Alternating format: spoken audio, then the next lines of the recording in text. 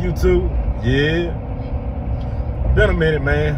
I actually had a few deaths in the family, so I just took some time off from social media. Plus, my MacBook died. I don't know what's wrong with it. It just won't even come on. But so, guess we're gonna have to do some of this footage from this phone here and just go from there. It ain't gonna be nothing fancy.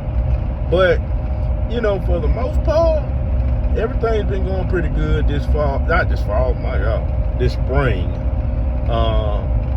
Everything's been going pretty good. It's raining, which I'm kind of glad about. I know in the past we had a dry spring, and with that dry spring, we really didn't get a chance to, really didn't get a chance to have a good growing season, in my opinion. I feel like that led us into a dry summer because once the rain cut off, it was already kind of trending dry, and my whole thing is kind of to green up. I really wish it would rain a little bit, so that way it's not so dry out to green up after everything to pull all the moisture out of the soil. And I mean, it's gonna get dry this spring. That's just the way it is. But for me personally, in our operation, we have always had better years on wet springs. That's the way it is. And I mean, I'm not too keen into plant dates as I used to be as far as in regards to I'd rather have the conditions, the good moisture, good growing conditions in the long haul when it gets rougher. But anyway, just to kind of add to one thing, we did make a purchase on the farm. I bought something as far as that I thought was much needed. If you're a smaller farmer, if you're a guy who's got some acreage, I don't think you can get by with it. If you're not a BTO or anything like that, you're gonna have to find some way to get through with it. So this year, I bought a self-propelled sprayer. And I personally think it was one of the best investments we could have made on the farm, just due to the fact that if anybody knows anything about self-propelled sprayers, it's probably one of the biggest ROIs as far as return on investments that you can make as far as on the farm.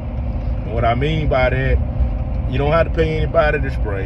You can spray timely, and you can incorporate different things as far as into your crop growing season, like nutrient management and all of that at a timely time, and in a timely way, whereas you don't have to be waiting on somebody else.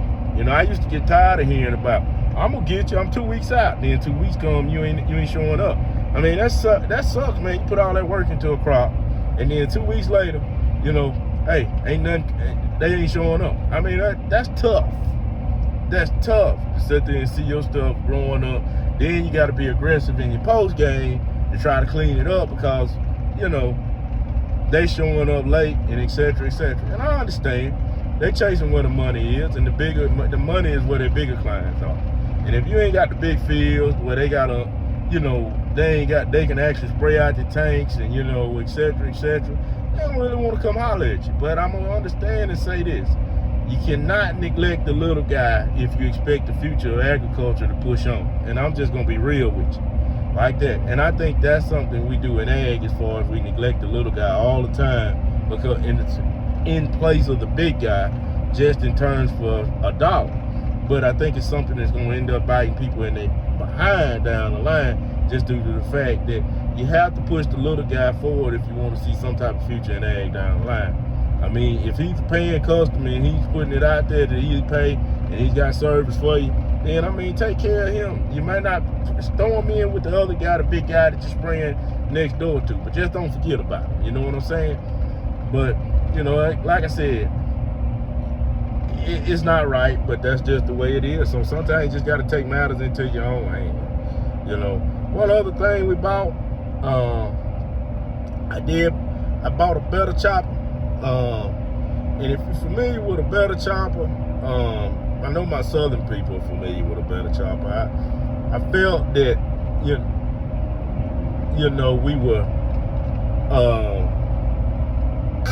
I gotta say, it was really inefficient with the hippers. I'd have to go 2 trips over. You take your do-all, you hip up your rows and your beds, and then you have to come back with a roller or something like a do-all, what we call a do-all, or hammer, and knock them down. Well, with the better chopper, it'll bed up the rows. It's got a chopper on it, like it's on a do-all or whatever. Then it's got baskets on the back of it, and it makes a real pretty bed. They use them a lot. I've been looking for an 8-row, so I tried to handle. I found some 8-rows, you know, last year, but I really didn't want to pull the trigger. But this year I decided to pull the trigger on one. They can really kind of change the pace and the efficiency of your operation. Like I said, so, you know, I got to do a little bit of work on it. So anything you buy, you know it ain't field ready. So I got to do a little bit of welding on it to get it ready, as far as in terms of there's some pieces on it that, you know, need a little bit of attention. Needs a 6011 or a 7018 to show us some attention. But that shouldn't be too much of an issue.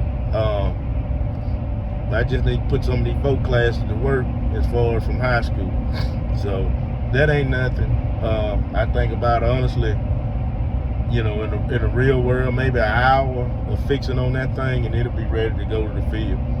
So other than that, I'm gonna try to do some burn down this spring once I get the cylinder on the coupe fixed. I probably just lock it for now and plug the cylinder lines and whatnot, and go from there. While it's getting rid of the cylinder, I can get the cylinder rebuilt, because I don't know where I would get a kit from on it. I think, you know, like I said, we don't have an AGCO dealer, so I mean, the thing is, you have to get, basically, you know, take it to some type of hydraulic shop to get the parts for it. But by the time I go there, like I said, I like to just drop them off at the hydraulic shop and let them fix it. Sometimes when I ain't got nothing to do, I rebuild cylinders, because it's not that hard.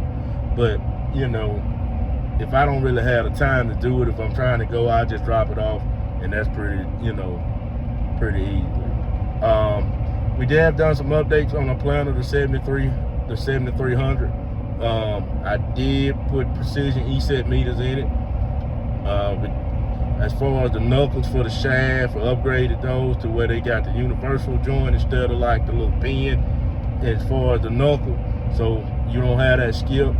And other than that, that planner should be ready to go. Like I said, we had the 16-row beam planner. It's ready to go. And like I said, we're pretty much just waiting for it to dry out. But like I said, I'm not in no rush.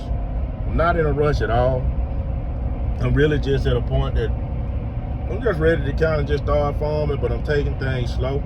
As a lot of people know, I work a full-time job outside of farming. So with that full-time job, especially the new position I got where I work at, I've been doing a lot of traveling, and which is a good thing. It's good to get away. But, you know, it kind of does chime into the farm a bit, and let alone that with a family too. But, you know, we're gonna make it work. Y'all gonna see some more footage. You're gonna see some farm footage. But like I said, ain't nothing going on right now. You can see me beating and banging on some stuff. But, you know, hopefully here in a few weeks or whatever, another week or so, you should be getting some more content. But nah, guys, I just wanted to share this with you. And like I said, I hope everybody doing good out there in YouTube land.